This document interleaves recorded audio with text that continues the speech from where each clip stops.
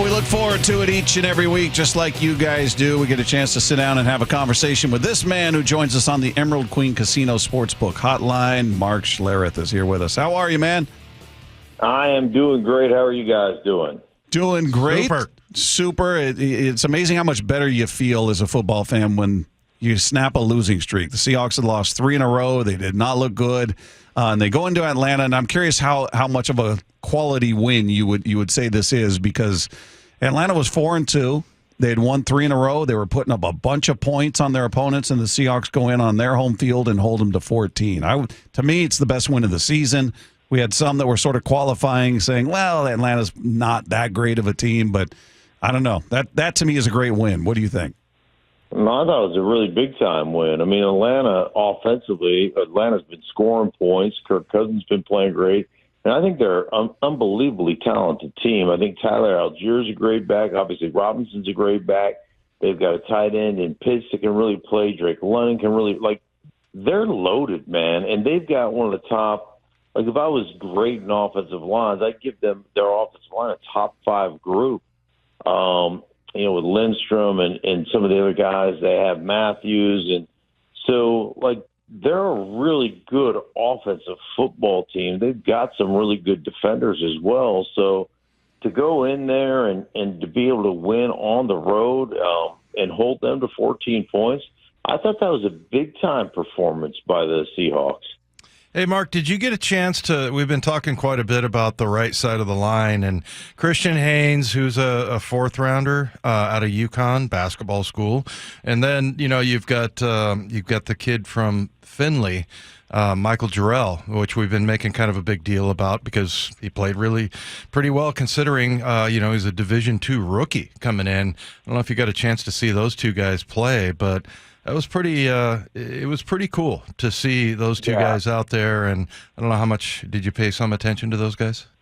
Absolutely, because the weeks before, it was like an abject disaster. I kept seeing videos float around the internet about how bad the right side of their offensive line was, and so I got to see that. I can't remember the guys' names that were previously there. Stone Forsythe. Forsythe. It looked like a abject disaster that something had to be done about it. And so, absolutely helps solidify that, helps solidify some of the protection, all those things. So it's where it always starts. As you know, it's front seven on defense and offensive line and your ability to protect your quarterback and run the football. And so, when those things aren't operating appropriately, when you don't have those things, you can't be efficient. That's why I always am fascinated by the diva wide receiver. At what point do we let this happen? You realize 10 other guys have to do their job exceptionally well for you guys to even sniff a football, and how you guys have created this over-evaluation of overvalue this your place on a football team blows me away. How are we let this happen? We need to treat them like fullbacks for a while just to get their egos down, right? Almost make them extinct, they're barely alive, and then we find one and we start using them again just to let them know exactly their value to the football team. I think it's a fair thing that we should do to wide receivers. All right, do you have somebody in mind in particular when you go through all of that?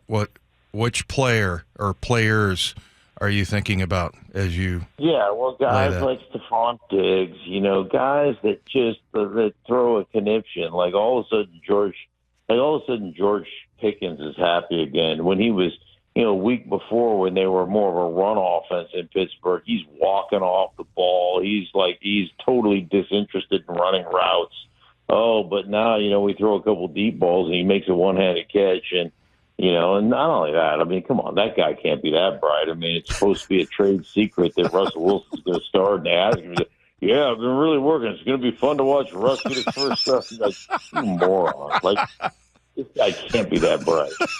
Who was didn't you get into it with somebody in Denver, one of the receivers? You said something and they took offense? Oh, yeah, Jerry Jeudy's averaging 1 catch a game now. He was a superstar because he's got super quick feet and he's an unbelievable route runner. Yeah, he's wide open. 4 seconds after the quarterback's removed you and gone to the fourth, the fourth progression and is now you're wide open. He left you 4 seconds ago. Like he was off you. He was off you. The ball has already been thrown when you're getting out of your break, but you're really excited about your footwork there. So that's good. Don't even get me started with these guys. Just stop.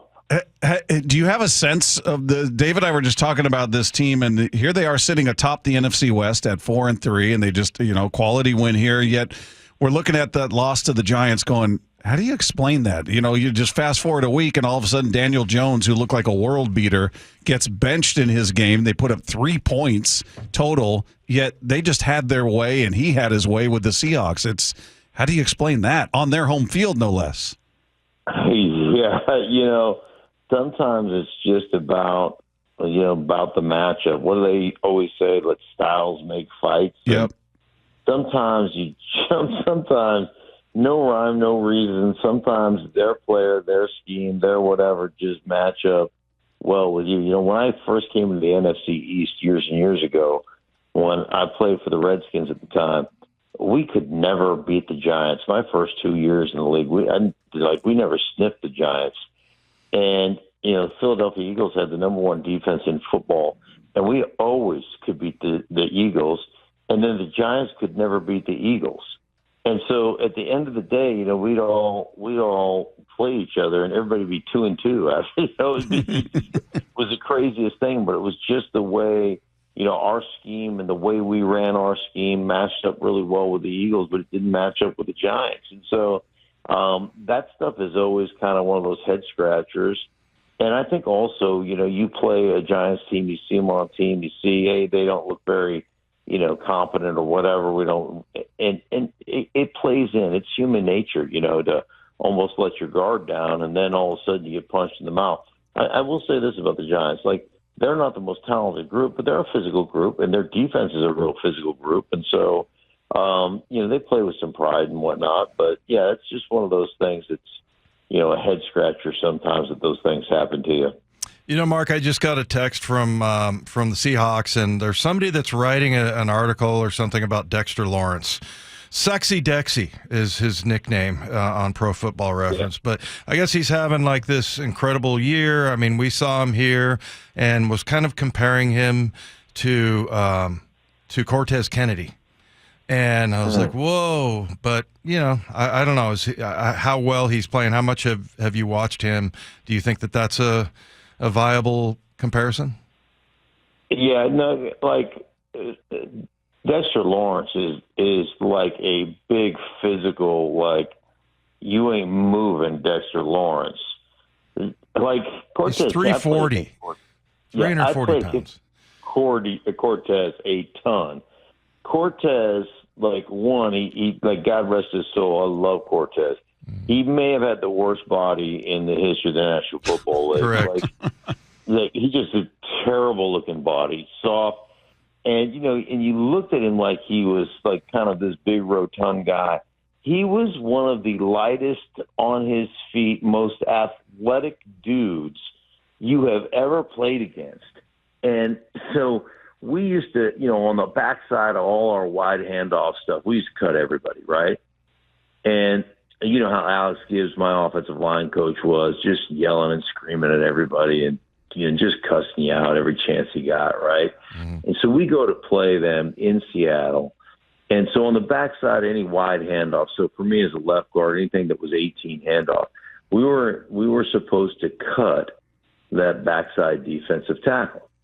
And for me, Cortez Kennedy would play a lot of inside shade, what we call a 2-eye in the league, where he's inside the guards, inside eye. And I refused. We had this argument, and Alex was like, you got to cut him. And I go, I'm not going to cut him. And it had nothing to do with I like Cortez. It had nothing to do with hey, I don't think this is right, or I don't think this is, something I should be doing. It was, I can't cut him. I will never get him on the ground. He was so athletically gifted, he'd hop over you. And it got to the point where we changed the rule on the backside of runs, if you were running against a guy that's a 2-eye, you never cut him. And we used to, before that, we would always cut him. And I was like, you can't cut Cortez Kennedy. He is that athletically gifted. He was a freak show because he didn't look it. Like, he didn't look like the athlete that he was, but he was phenomenal. Now, Dexter Lawrence is a fire hydrant. That you run into that dude, you're not going to move him. Like, you could move Cortez occasionally, but God, he was such a good player. He was so much. I love playing against Cortez. Always had some great battles, but Cortez was just a super class individual and a great player.